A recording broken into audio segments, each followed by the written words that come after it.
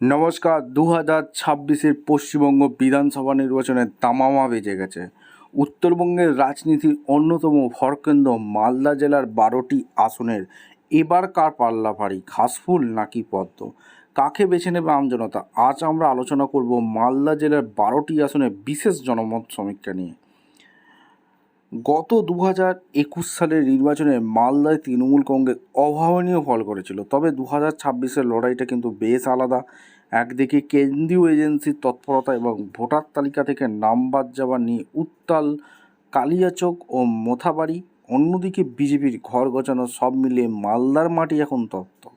কংগ্রেসের শক্ত ঘাঁটিতে কি ফাটল ধরাবে তৃণমূল, নাকি বাজি মারবে বিজেপি?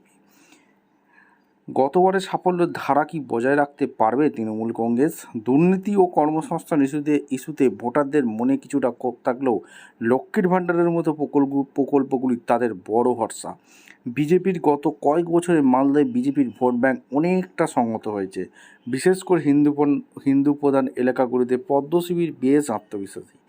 বাম কংগ্রেস মালদা মানেই গনি খান চৌধুরীর গড়, কিন্তু গত নির্বাচনে তারা শূন্য হাতে ফিরেছিল। তবে এবার কি মৌসুমীর বা ঈশা খান চৌধুরীর এরা হারানো জমি পাবেন?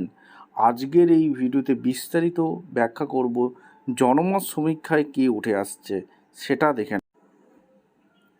এবারে মালদা নির্বাচনে বড় ফ্যাক্টর হতে চলেছে সংখ্যালঘু ভোট এবং সিএ এনআরসি ইস্যু। এছাড়া ভোটাধিকার সংক্রান্ত নতুন নিয়ম, এসআইআর নিয়ে সাধারণ মানুষের ক্ষোভ কোন দিকে যায় সেটাই দেখার।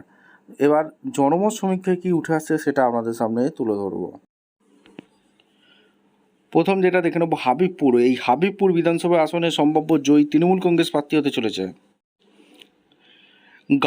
গাজলে সম্ভাব্য জয়ী তৃণমূল কংগ্রেস প্রার্থী হতে চলেছে।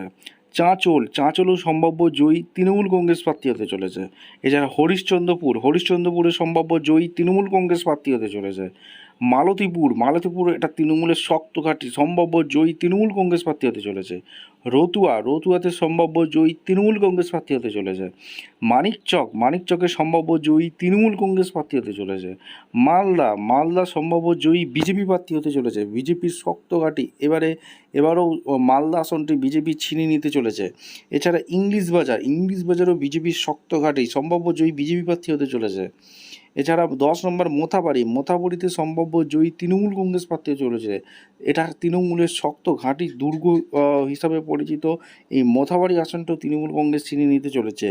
11 নম্বর সুজাপুর একটা গুরুত্বপূর্ণ বিধানসভা কেন্দ্র, এখানেও সম্ভাব্য জয়ী তৃণমূল কংগ্রেস প্রার্থী হতে চলেছে। লাস্ট অ্যান্ড এটা বৈষ্ণবনগরে কিন্তু খেলা ঘুরছে।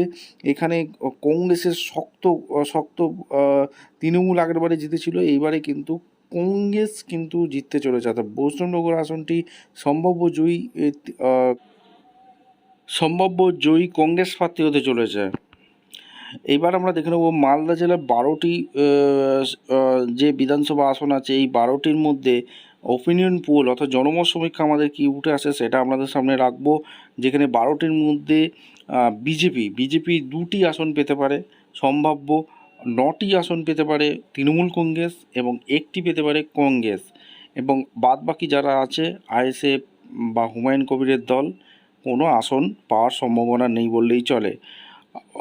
দর্শক বলবেন আপনারা অবশ্যই মালদা জেলায় 12টি আসনের মধ্যে কে কটা জিততে পারে, আপনারা অবশ্যই কমেন্ট সেকশনে ব্যক্ত করবেন। দেখা হচ্ছে কোনো পরবর্তী ভিডিও নিয়ে। ধন্যবাদ।